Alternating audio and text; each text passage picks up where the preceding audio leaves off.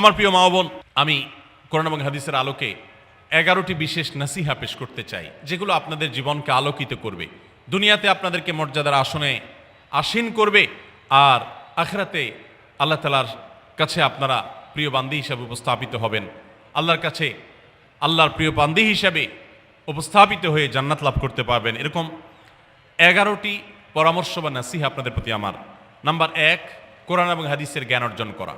এটা সকল পুরুষ এবং নারী সকলের জন্য ফরজ। কোরআন এবং হাদিসের জ্ঞান অর্জন করা আমাদের জন্য ফরজ। আমরা অনেকেই আছি যারা ইসলামের ফরজ বিধিবিধানগুলো জানি না। আমাদের যেগুলো অবশ্য কর্তব্য সেগুলো আমরা অনেকে জানি না, শুধু নামে মুসলমান। গতানুগতিক কিছু কাজ করি, হাতে গোনা কিছু ইসলামের নামে কাজ করি, বাস মনে করেছি আমি মুসলমান হয়েছি। আপনাকে ঈমান সম্পর্কে জানতে হবে।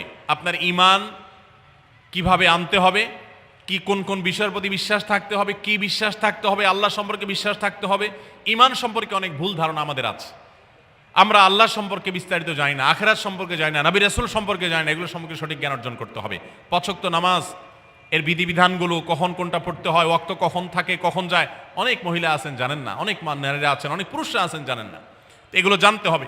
ইসলামকে জানাটা অনেক গুরুত্বপূর্ণ। আর জানার জন্য কোরআনে কারীম বুঝে পড়বেন, হাদিস বুঝে পড়বেন, মাসলা মাসাইলের বই পুস্তক বুঝে পড়বেন ওলামাদের তত্ত্বাবধানে থেকে, এবং কোরআন এবং হাদিস শেখার যত ভালো আয়োজন উদ্যোগ আছে সেগুলোতে শামিল হবেন, জ্ঞান অর্জন করবেন। এটা ইসলামের গুরুত্বপূর্ণ একটা ব্যাপার। জ্ঞান অর্জন যদি না করেন তাহলে আপনি ইসলামের কোনো কাজ করতে পারবেন। ইসলামের সব কিছুর আগে হলো জ্ঞান অর্জন করা। সব কিছুর আগে ইসলাম সম্পর্কে ইলম অর্জন করতে হবে, কোরআন হাদিসের নলেজ অর্জন করতে হবে। নাম্বার 2, 5 ওয়াক্ত নামাজ। নবী সাল্লাল্লাহু আলাইহি সাল্লাম জান্নাতে, মেয়েদের জান্নাতে যাওয়ার শর্টকাট যে সিলেবাস দিয়েছেন, শর্টকাট যে ওয়ে বলেছেন, 4টা শর্ত দিয়েছেন। এর মধ্যে থেকে একটা হলো 5 ওয়াক্ত নামাজ ঠিকঠাক মতো যদি আদায় করেন। অনেক মহিলারা আছেন জোহরের নামাজ আসরের সময় গিয়ে আদায় করেন, আসরের কাছাকাছি আদায় করেন, কারণ গৃহস্থলী কাজে ব্যস্ত থাকেন, রান্নাবাড়ার কাজে ব্যস্ত থাকেন, গা গোসল নিয়ে ব্যস্ত থাকেন। করছি করে এই রান্নাবাড়া করা, সবাইকে খাবার দাবার দেওয়া, ছেলে মেয়েকে খাবার দাবার দেওয়া, ঘর ইত্যাদি মোছা ধোয়া, এগুলো করতে করতে, নিজের গোসল টোসল করতে করতে 3টা 3:30 বেজে যায়। অনেক সময় আসরের ওয়াক্তের কাছাকাছি গিয়ে তারপর জোহরের নামাজ আদায় করেন। খুবই গর্হিত একটা কাজ। আমার মা বোনরা সতর্ক থাকবেন এ ব্যাপারে, যে নামাজ সময় মতো আদায় করতে হবে। শয়তান আপনাদেরকে একটা ভুল কথা বলে ধোঁকা দেয়, সেটা হলো যে আমি রান্নাবাড়া করছি যে পোশাকে, এই পোশাকে কিভাবে নামাজ পড়বো, তাহলে আমি গোসল টোসল করে একটা নামাজ পড়বো। আর গোসল তো আর সহজে করা হয় না। রান্নাবাড়ার পরে সবাই বাড়ায় খাওয়াই দেওয়া, এরপরে ঘর দুয়ার পরিষ্কার করা, এরপরে সব কাজ শেষে গোসল করা, তারপরে গোসল করে এসে নামাজ পড়া, এসব করতে করতে শয়তান আপনার নামাজটা অনেক পিছায়া দেয়। মনে রাখবেন, আপনি যে পোশাকে কাজ করতেছেন ওই পোশাকে যদি দুর্গন্ধ না থাকে, খারাপ না থাকে, ভালো পোশাক হয়, তো ওই পোশাকে আপনি নামাজ পড়তে পারবেন। দুর্গন্ধ থাকলেও শরীরকে ফ্রেশ করার ব্যবস্থা আছে, আপনি ফ্রেশ করে আপনি নামাজে দাঁড়ায় যাবেন। এরপর নামাজ পড়ে বাকি কাজ করবেন। নামাজকে বলবেন না যে আমার অনেক কাজ আছে, এগুলো শেষ করে নামাজ পড়বো। শয়তান আমাদেরকে ধোঁকা দেয়। এই জন্য মা বোনরা 5 ওয়াক্ত নামাজ সময় মতো আদায় করবেন, ঠিকঠাক মতো আদায় করবেন। অনেক মা বোনরা আপনারা নামাজ পড়েন, নামাজ হয় না। বাংলাদেশে বেশিরভাগ মহিলাদের, নারীদের মধ্যে একটা ভুল আছে নামাজ প্রসঙ্গে, সেটা হলো যে নামাজের মধ্যে সতরটা ভালো করে ঢাকেন না। সতর কি? মেয়েদের নামাজের মধ্যে মুখমণ্ডল ছাড়া, 2 হাতের কবজি ছাড়া তাদের মাথা থেকে পা পর্যন্ত পুরো শরীর তারা ঢেকে রাখবে। আজকাল নামাজের ওড়না পাওয়া যায়, এই ওড়নাগুলো পড়লে এই মুখমণ্ডল ছাড়া 2 হাত এক সহকারে ঢাকা থাকে, এভাবে ঢেকে রাখতে হবে। আপনি যদি নামাজ পড়েন, আপনার গলা দেখা যায়, আপনার কাঁধের কিছু অংশ দেখা যায়, চুল দেখা যায়, আপনার হাতের কনুই দেখা যায়, তাহলে সেক্ষেত্রে কিন্তু আপনার নামাজ হবে। পুরো নামাজ জুড়ে এরকম খালি থাকে এগুলো, তাহলে নামাজ হবে না। অনেক বোনরা এটা জানেন না, তাহলে নামাজটা ঠিকঠাক মতো পড়তে হবে। জান্নাতে যাওয়ার জন্য এটা পূর্ব শর্ত। নাম্বার 2। নাম্বার 3, রমজান মাসে রোজা রাখা। রোজা রাখার ক্ষেত্রে আলহামদুলিল্লাহ মা বোনরা রাখেন সাধারণত, কিন্তু রোজা রেখে গীবত, মিথ্যা, শেকায়েত, মানুষের পিছনে সমালোচনা করা, এগুলো করলে গীবত নষ্ট হয়ে যায়, মুখ খারাপ করা, গীবত, এগুলো করলে রমজান নষ্ট হয়ে যায়, রোজা নষ্ট হয়ে যায়। এগুলো করা যাবে না, এগুলোতে বেঁচে থাকতে হবে। সেই সাথে অনেক মা বোন আছেন, একটু সন্তান গর্ভে আসছে, কিন্তু সন্তান দুধ কিংবা সন্তান দুধ পান করে, এই অজুহাত দিয়ে তিনি দেখা যায় যে রমজানের রোজা ঠিক মতো রাখেন না। এটা ভুল। বরং সামান্য একটু ঠুনকো অজুহাতে রমজানের রোজা বাদ দেওয়া যাবে না। যতক্ষণ পর্যন্ত শক্তি সামর্থ্য আছে রমজান রোজা ঠিক মতো রাখতে হবে। নাম্বার 3। 4 নম্বর হলো স্বামীর আনুগত্য করা। আমি সবসময় বলি এটা হলো মহিলাদের জন্য তিতা করল্লার আমল। তিতা করল্লা দিয়ে জুস বানায় খাওয়ানো, এটা যেরকম কষ্টের কাজ মানুষের জন্য, ঠিক একইভাবে মহিলাদের জন্য স্বামীর কথা শোনাটা এরকম কষ্টের কাজ। অনেক মহিলা আছে নামাজ পড়তে রাজি আছি, রোজা রাখতে রাজি আছি, তাসবিহ তাহলিল করতে রাজি আছি, কোরআন পড়তে রাজি আছি, মগর পুরুষের স্বামীর কথা শুনবো না। কেন তার কথা শুনবে কেন? আমি কি কম বুঝি? এই মানসিকতা আজ পশ্চিমা অপসংস্কৃতির যে ছোঁয়া আমাদের সমাজে এসেছে, লেগেছে, এটার কারণে আমাদের মা বোনদের মধ্যে তৈরি হয়েছে। এটা কখনো আমাদেরকে সুখী করতে পারে না। একটা ছোট মুদি দোকানেও একজনকে দায়িত্বশীল মানতে হয়, একজন মালিক হয়, আরেকজন অধীনস্থ হয়, একজন ম্যানেজার হয়, আরেকজন তার কর্মী হয়। এতটুক চেইন অফ কমান্ড যদি ঠিক না থাকে, তাহলে একটা ছোট দোকানও সুশৃঙ্খলভাবে চলতে পারে না, সেটাও বিশৃঙ্খল হয়ে যাবে। তাহলে একটা সংসার, একটা পরিবারে একজনকে মুরব্বী না মানলে কিভাবে সেটা চলতে পারে? অবশ্যই একজন নারী তার স্বামীকে অভিভাবক মানবেন, মুরব্বী মানবেন, তাকে মেনে চলবেন। শুধু ইসলামই বলে নেই, পশ্চিমা দুনিয়ার মানুষরাও স্বীকার করে। সাবেক মার্কিন প্রেসিডেন্ট বারাক ওবামার একটা আত্মজীবনীমূলক লেখা ধারাবাহিকভাবে বাংলাদেশে একটি জাতীয় গণমাধ্যমে প্রকাশ হয়েছে অনেক বছর আগে, আমি পড়েছি। সেখানে তিনি পরিষ্কার করে বলেছেন যে আমার দাদি নানিরা পারিবারিক জীবনে যতটা সুখী ছিল, এখন আমাদের স্ত্রী, আমাদের মেয়েরা ততটা সুখী না। অথচ তাদের তাদের এত বেশি শাড়ি চুড়ি, এত বেশি সাজগোজ, এত বেশি সুখ সমৃদ্ধির উপকরণ ছিল না আজকের মেয়েদের যতটা আছে। পারিবারিক শান্তি তখন যতটা ছিল, এখন তার ধারে কাছেও নেই। এর অন্যতম কারণ হলো এটি যে আমরা পশ্চিমা অপসংস্কৃতির ছোঁয়ায় পড়ে শয়তান আমাদেরকে অতিরিক্ত স্বাধীনতার নাম দিয়া আমাদেরকে বলগাহীন স্বাধীনতার পথে নিয়ে গেছে, যেটা আমাদের ধ্বংস ডেকে এনেছে। এজন্য একজন গার্ডিয়ান, একজন অভিভাবক পরিবারে থাকতে হবে, তাকে মানতে হবে। আপনি নারী হিসাবে আপনার স্বামীটাকে যদি মনে হয় একটু বোকা কিসিমের, সে বুঝে না, আপনি অবশ্যই ডেফিনেটলি আপনি তাকে বোঝাবেন, আপনি তাকে আপনার মতামত বলবেন, তারও কর্তব্য আপনার মতামত গ্রহণ করা। কিন্তু এর মানে এই না যে আপনি তাকে ডিনাই করবেন, পাত্তা দিবেন না, অবজ্ঞা করবেন, তার কাছে জিজ্ঞেস করা ছাড়া যেদিক সেদিক যাবেন, যা খুশি তা করবেন, এটা উচিত না। আপনার জান্নাতে যাওয়ার প্রয়োজনে ওই যে তিতা করল্লা বলেছি, সে যদি কোনো দিক থেকে তাকে মানতে আপনার কষ্ট হয়, আপনার থেকে সে পিছিয়ে আসে বুদ্ধিতে জ্ঞানে, তারপরে একটু কষ্ট করে ঢোক গিলেন, একটু কষ্ট করে সবর করেন, শুধুমাত্র জান্নাতের আশায় আল্লাহ তাআলা আপনাকে মর্যাদা দিবেন, দুনিয়াতে বড় করবেন, আখিরাতে বড় করবেন। অনেক সময় দেখা যায় পুরুষতান্ত্রিক সমাজে আমাদের দেশে দেখা যায় যে পুরুষদের নানা অনাচারে মেয়েরা অতিষ্ঠ হয়। একটু সবর করেন, সন্তান সন্ততি বড় হবে, তখন আর পুরুষের এই সমস্ত জুলুম থাকবে না, পুরুষ তখন দৌড়ের উপরে থাকবে। এই বাস্তবতা আমরা প্রত্যেকটা মানুষ উপলব্ধি করার কথা। অতএব মেয়েদের, মুসলিম নারীদের অত্যন্ত গুরুত্বপূর্ণ আরেকটি বিষয় হলো 4 নম্বর যেটি বললাম, স্বামীর আনুগত্য করা। যতটুকু সম্ভব তার সর্বোচ্চ আনুগত্য করার চেষ্টা করতে হবে, যতক্ষণ তিনি কোরআন হাদিসের কথা বলেন। স্বামী যদি কোনো অন্যায় কথা করতে বলেন, তাহলে তখন আর তার কোনো কথা শোনা যাবে না। নাম্বার 5, একজন মুসলিম নারীর জন্য তার ইজ্জতের হেফাজত অত্যন্ত গুরুত্বপূর্ণ ব্যাপার। এমন একটা সমাজে আমরা বসবাস করতেছি, পাঠ্য বইয়ে শিক্ষার নামে আমাদের সন্তানদের চরিত্র নষ্ট করে দেওয়া হচ্ছে। বিবাহ বহির্ভূত সম্পর্ক করতে তাদেরকে উস্কানি দেওয়া হচ্ছে, শিক্ষার নামে কুশিক্ষা দেওয়া হচ্ছে, যার কারণে আমার সন্তান নষ্ট হয়ে যাচ্ছে। এই জন্য আমি বলি, এমন যুবক, এমন যুবতী আজকাল সোনার হরিণ হয়ে গেছে। হাজারে 2-4 জন 10 জন যুবক পাওয়া যাবে কিনা সন্দেহ, যেই যুবক বুকে হাত রেখে বুক টান টান করে আল্লাহর শুকরিয়া আদায় করে বলতে পারবে তার যৌবনে কোনো হারাম স্পর্শ সে করে নাই, কোনো হারামের কাছে সে যায় নাই, তার চরিত্রকে সে হেফাজত করেছে, কোনো গুনাহে সে লিপ্ত হয় নাই, এরকম কথা বলার মতো যুবক খুব বেশি নাই আমাদের সমাজে। ধ্বংস করে ফেলা হয়েছে বিনোদনের নামে, শিক্ষার নামে, নানা নামে। এগুলো আমাদের দেশের সংস্কৃতি ছিল না। এদেশের মুসলমান তো বটে, এদেশের হিন্দুরাও পারিবারিক এই বন্ধনের মধ্যে থেকে তারা তাদের চরিত্রকে হেফাজত করে, বৈবাহিক সম্পর্ক ছাড়া কোনো প্রকার সম্পর্কের মাধ্যমে তাদের যৌন আকাঙ্ক্ষাকে মেটায় না। এটা এদেশের মাটির, এদেশের কালচার, এদেশের মানুষের কালচার, এদেশের সকল ধরনের মানুষের কালচার, কিন্তু এদেশের সেই সংস্কৃতিকে ধ্বংস করে দেওয়া হচ্ছে ছোট ছোট বাচ্চাদের বইয়ে এই বিবাহ বহির্ভূত সম্পর্কের কথা বলে। এই জন্য সচ্চরিত্র এখন সোনার হরিণ হয়ে গেছে। নবী সাল্লাল্লাহু আলাইহি সাল্লাম বলেছেন, মাইয়াজমান লি মা বাইনা লিহিয়াইহি ওয়া মা বাইনা রিজলাইহি আদমান লাহুল জান্নাহ। যে ব্যক্তি তার 2 চোয়ালের মাঝখানের অঙ্গ অর্থাৎ মুখ, আর যে ব্যক্তি তার 2 রানের মধ্যবর্তী অঙ্গ, তার লজ্জাস্থানকে হেফাজত করবে, অন্যায় খাতে ব্যবহার করবে না, এটার সংরক্ষণের দায়িত্ব এবং গ্যারান্টি যে ব্যক্তি নিজের ব্যাপারে নিজে নিবে, নবী সাল্লাল্লাহু আলাইহি ওয়াসাল্লাম বলেছেন, আমি তার জন্য জান্নাতের দায়িত্ব নিয়ে নিলাম। যে এটা 2টার দায়িত্ব নিতে পারবে, আমি তার জান্নাতের দায়িত্ব নিলাম।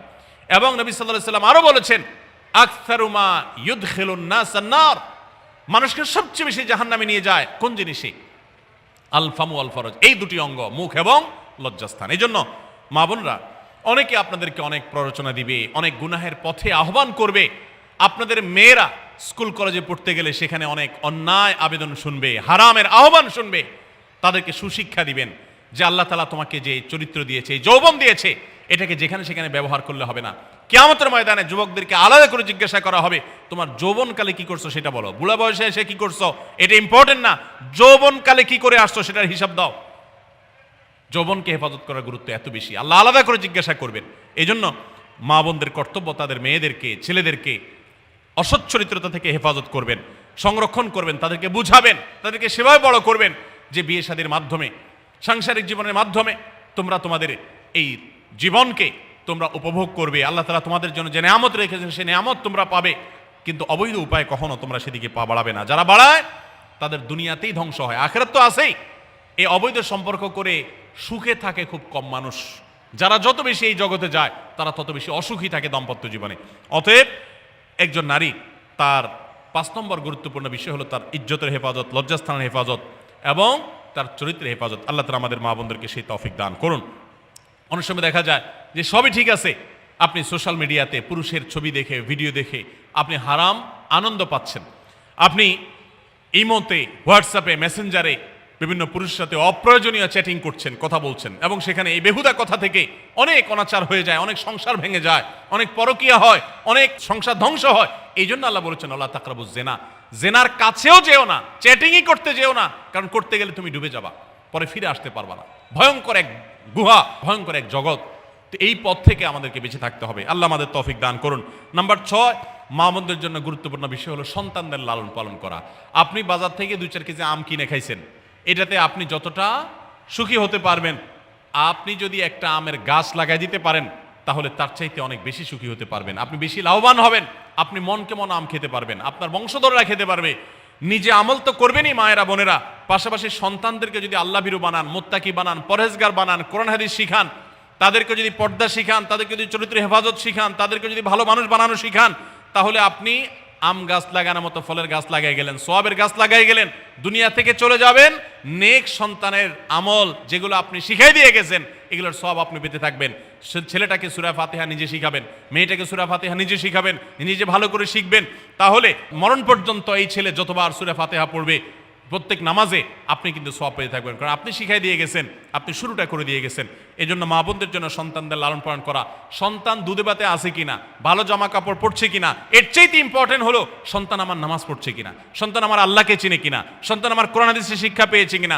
সন্তান একজন স্কুলে যায় না, তার জন্য আমার মাথা খারাপ হলে, সন্তান একজন নামাজ পড়ে না এক ওয়াক্ত, তার জন্য আরো বেশি মাথা খারাপ হতে হবে। তাহলে আপনি দায়িত্বশীল মা হতে পারবেন, দায়িত্বশীল বাবা হতে পারবেন। মনে রাখবেন নবী সাল্লাল্লাহু আলাইহি ওয়াসাল্লাম বলেছেন, প্রত্যেকটা শিশু জন্মগ্রহণ করে ভালো মানুষ হয়ে, কেউ জন্মগতভাবে খারাপ হয় না, ডাকাত হয়ে জন্মায় না, তবে তার মা বাপ তাকে নষ্ট করে। কারণ মা বাপ তাকে ঠিক মতো লালন পালন না করে, ভালো পরিবেশ দেয় না, খারাপ ছেলেফেলের সাথে মিশে, তখন সে নষ্ট হয়। এই জন্য আপনার দায়িত্ব সন্তান কার সাথে মিশছে, কোথায় যাচ্ছে, কি করতেছে, মোবাইলে কি দেখছে, সন্তানকে সময় দেন, মোবাইল টিপাটিপি বন্ধ করেন, তাদেরকে নিয়ে বসেন, তাদেরকে কথা শোনান, কোরআন হাদিস পাঠ করে শোনান, তাদেরকে ভালো পরিবেশ দেন, ভালো ফ্যামিলির, দিনদার ফ্যামিলির বাচ্চাদের সাথে তাদেরকে মিশান। ইনশাআল্লাহ আপনি আল্লাহর কাছে এর জন্য উত্তম বিনিময় পাবেন, সওয়াব পাবেন।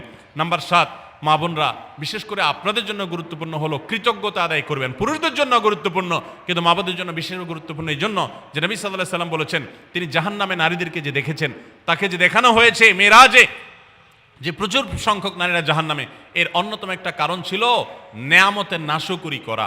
পুরুষদের মধ্যেও নাশকরির কারণে বহু পুরুষ জাহান্নামে যাবে। মা বোনরা স্বামী এবং নিজের জগতে যতটুকু আল্লাহ তাআলা দিয়েছেন এতটুকুর উপর শুকর আদায় করবেন।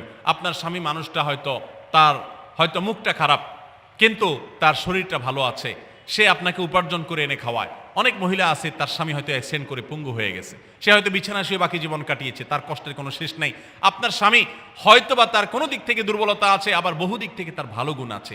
একই কথা পুরুষদের জন্য ইসলাম নির্দেশ করেছে যে তার স্ত্রীর একটা গুণ খারাপ দেখে যদি তার কষ্ট লাগে, তো সে চিন্তা করলে 10টা গুণ ভালো দেখবে, সেটা দেখে শুকর আদায় করা উচিত। এই শুকরিয়া আদায় করা ছাড়া পুরুষ হোক নারী হোক কে আল্লাহর প্রিয় বান্দা হতে পারবে না। এজন্য আল্লাহর কাছে শুকরিয়া আদায় করবেন।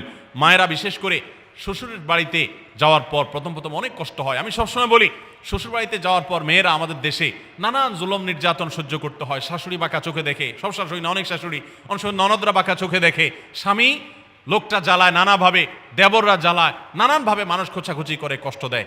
একটু ধৈর্য ধারণ করেন, আল্লাহ তাআলা আপনার সংসারে যখন 2-4টা সন্তান দিবে, এরা যখন বড় হয়ে যাবে, এগুলো সব আপনার বাহিনী হয়ে যাবে, তখন দেখবেন ওই বুড়া আস্তে আস্তে চুপসে গেছে, বুড়ার বড় কোনো গলা নাই, বড় কোনো কথা নাই, কারণ পোলাপান সব মায়ের পক্ষে থাকে, বুড়া সব আস্তে আস্তে সাইজ হয়ে যায়। এই জন্য মা বোনরা সবর করবেন, ধৈর্য ধারণ করবেন, খবরদার ধৈর্য হারা হবেন না, শুকর আদায় করবেন। নাম্বার 8, কখনো মুখ খারাপ করবেন না, গালিগালাজ করবেন না, অভিশাপ দিবেন না। অনেক সময় পোলাপান একটু উল্টাপাল্টা করলে তাদেরকে অনেক মা অভিশাপ দিয়ে দেন, গজব ঠাডা দিয়ে দেন, বদদোয়া করেন, মুখ দিয়ে খারাপ কথা বলে ফেলেন। এগুলো খুব খারাপ জিনিস। নবী সাল্লাল্লাহু আলাইহি সাল্লাম বলেছেন, যদি কাউকে গজব ঠাডা দেওয়া হয় তো এটার উপযুক্ত না হলে যে দেয় তার উপরে এসে পড়ে, এরকম ভয়াবহ একটা বিষয়। এই জন্য কোন অবস্থাতে এগুলো যেন না হয়। এবং মেয়েদের জাহান্নামে যাওয়ার বেশি জাহান্নামে যাওয়ার অন্যতম একটা কারণ এটাও যে তাদের মধ্যে, অনেকের মধ্যে, আমি সবার কথা বলছি না, যে এই ধরনের গালিগালাজ করা, অভিশাপ দেওয়ার বদস্বভাব আছে। এই বদস্বভাব বহু পুরুষের মধ্যেও আছে, সবাইকে ছাড়তে হবে। নাম্বার 9, আত্মীয়তার বন্ধন রক্ষা করার পরে দায়িত্বশীল হতে হবে। স্বামীকে স্বামীর ভাই বোনের সাথে সম্পর্ক ভালো রাখতে কখনো বাধা দিবেন না। অনেক মহিলা আছে বোকার মতো কাজ করে। স্বামী যদি স্বামীর ভাইকে টাকা পয়সা দেয় সে অপছন্দ করে, স্বামী যদি স্বামীর বোনকে টাকা পয়সা দেয় সে এটাকে পছন্দ করে না, মা বাপের খোঁজ খবর বেশি নিলে তার কাছে ভালো লাগে না। এই মহিলা হলো নির্বোধ। কেন নির্বোধ? কারণ নবী সাল্লাল্লাহু আলাইহি সাল্লাম বলেছেন যে মান সাররাহু আন ইউবসাতালাহু ফি রিজকিহি আও ইউনসালাহু ফি আথারি ফালিয়াসিল রাহিমা, যে ব্যক্তি চায় তার রিজিকে আল্লাহ বরকত দেখ, তার হায়াতে বরকত দেখ, সে যেন রক্ত সম্পর্কে আত্মীয়দের সাথে সম্পর্ক বেশি ভালো রাখে। তাহলে আপনার স্বামীর রিজিক বেশি হোক, টাকা পয়সা বেশি হোক, তার হায়াতে বরকত হোক, এটা যদি আপনি চান তাহলে আপনি বরং তারা উৎসাহিত করা উচিত। তোমার ভাইটার খবর নাও, তোমার বোনটার বাড়িতে যাও, তোমার মা বাপের খেদমত করো, তাদের সাথে যত সম্পৃক্ত থাকবে আপনার স্বামীতে আল্লাহ তাআলা তত বরকত দান করবেন। এই জন্য তাকে সেটা করবেন। আবার পুরুষদেরও উচিত মেয়েদেরকে সুযোগ দেওয়া, তারা তাদের মেয়েরও তো কর্তব্য আছে তার বাপ মার প্রতি, বাপ মার খেদমত করবে, বাপ মার জন্য হাদিয়া তোফা দিবে। অনেক পুরুষরা আছে মেয়েদের পাওনা অধিকারই দেয় না, হাদিয়া তোফা কোত্থেকে দিবে, তাদের মহরটাই দেয় না, তাদের হাত খরচ দেয় না। আলাদা কিছু হাত খরচ দেওয়া উচিত, যে তার মতো সে খরচ করবে, তার মা বাপের জন্য খরচ করবে, এগুলোর বিনিময়ে আমরা আল্লাহর কাছে জান্নাত পাবো। অতএব এই আত্মীয়তার সম্পর্ক রক্ষা করা গুরুত্বপূর্ণ। নাম্বার 10, সাদাকা করবেন। সাদাকা জাহান্নাম থেকে মুক্তির কারণ। নবী সাল্লাল্লাহু আলাইহি সাল্লাম জাহান্নামের ব্যাপারে সতর্ক করেছেন আপনাদেরকে, আমাদের সবাইকে। অতএব সাদাকা দিলে জাহান্নাম থেকে মুক্তির একটা পথ আমরা পাই, সুগম হয়। এবং নবী সাল্লাল্লাহু আলাইহি সাল্লামের সময় মহিলা সাহাবীরা তাদের গহনা খুলে আল্লাহর রাস্তায় দান করতেন। এজন্য মসজিদ, মাদ্রাসা, বিভিন্ন গুরুত্বপূর্ণ যে দানের খাতগুলো আছে সেগুলোতে বেশি বেশি দান করবেন, বেশি বেশি আল্লাহর রাস্তায় ব্যয় করবেন, যতটুকু তৌফিক আছে ততটুকু। এখন মহিলারা দান করবে কোত্থেকে?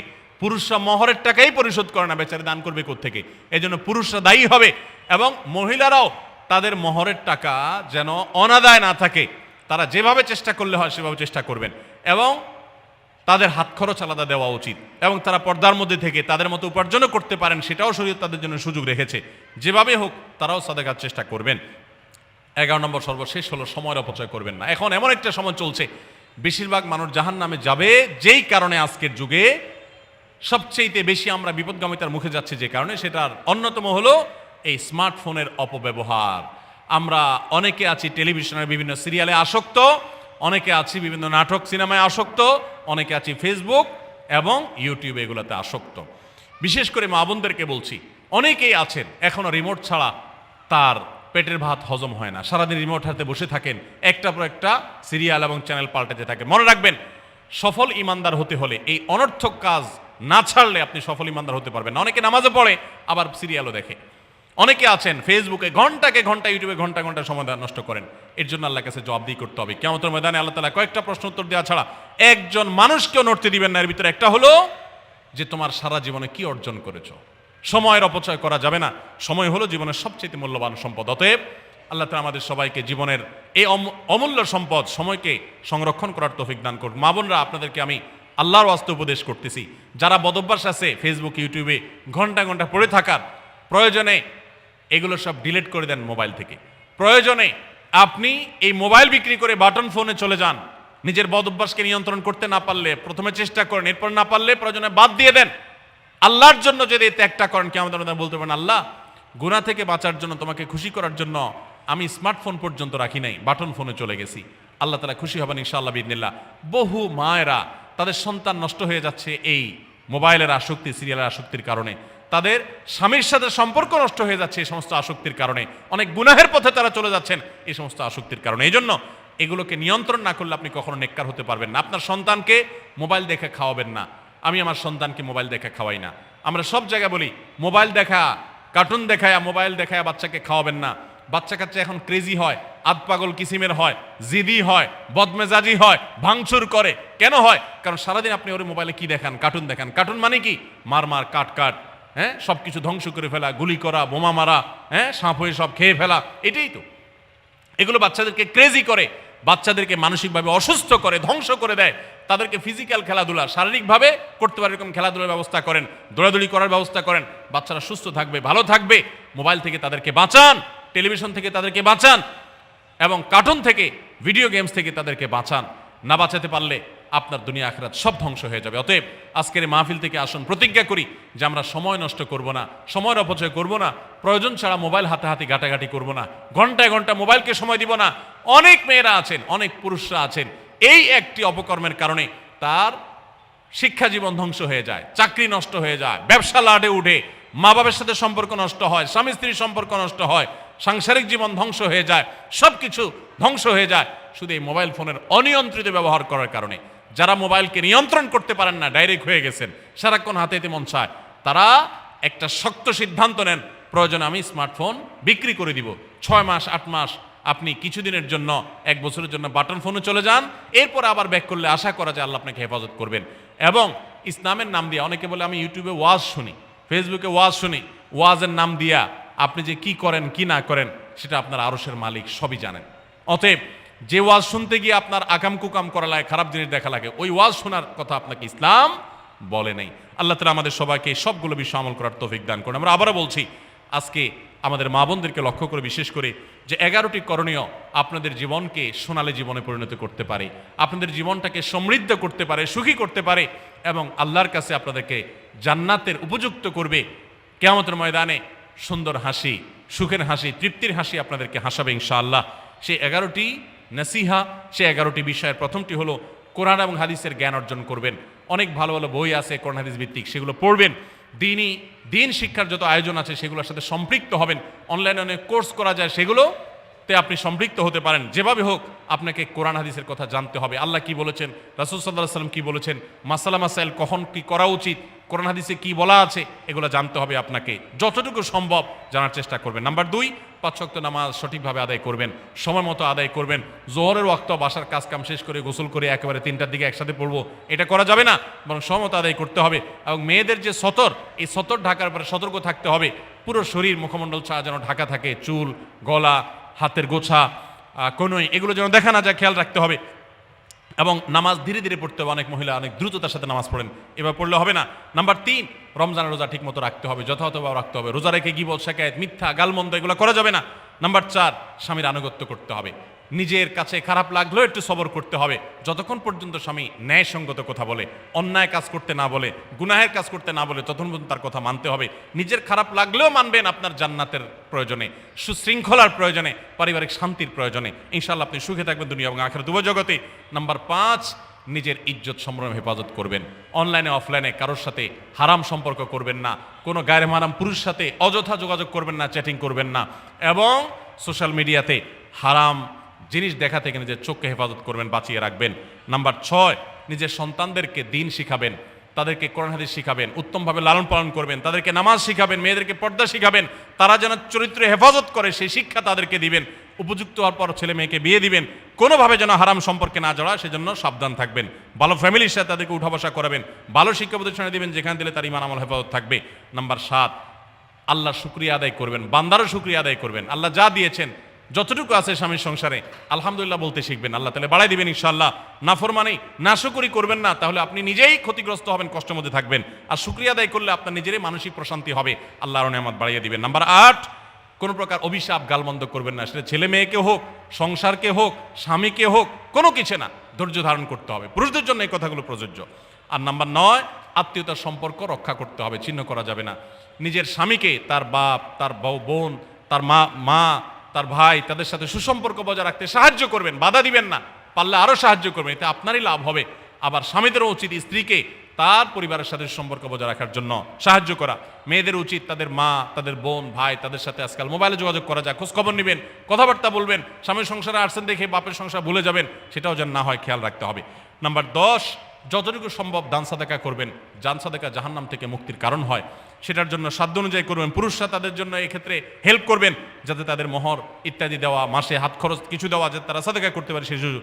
আজকাল দেখা যায় অনেক মেয়েরা টাকা পয়সা পেলে মার্কেটে চলে যাবেন, কি কিনবে এটা নিয়ে অস্থির হয়ে যান। মার্কেটে আপনি যা দরকার হলে যাবেন, কেনা দরকার হলে কিনবেন, কিন্তু দানের জন্য একটা খাত রাখবেন। পারিবারিক সাদাকা বাক্স একটা বাক্স রাখবেন, যে খুচরা টাকা পয়সা বা বিভিন্ন টাকা পয়সা ছেলে মেয়েরা রাখবে, আপনি রাখবেন, উৎসাহিত করবেন। এটা দিয়ে একটা গরিব ফ্যামিলি মুখে হাসি ফোটাবেন, একটা ভালো কাজ করবেন, পারিবারিকভাবে এরকম দানের ব্যবস্থা করবেন। বোনেরা, সর্বশেষ হলো সময় নষ্ট করবেন না সোশ্যাল মিডিয়াতে। আল্লাহর ওয়াস্তে এটা থেকে নিজেকে বাঁচাবার জন্য সংগ্রাম করেন।